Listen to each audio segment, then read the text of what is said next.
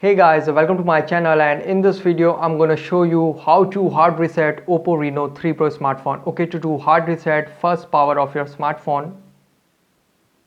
Just slide down to power off. Okay, now it is successfully power off. Now press and hold power and volume down key together for a few seconds. Now release.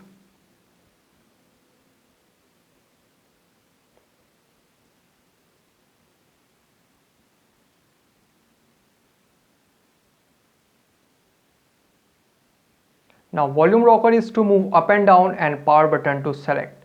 Now select language, and you can see color OS recovery. Okay, now go to wipe data and select, and here you can see please enter verification code 6194. Enter it 6194, and here you can see wipe data, retain contacts, messages and photos, and format data. Go to format data and select, and you can see all user data will be reset. Okay, now tap on format, and here you can see wiping data, please wait, do not perform any other operations.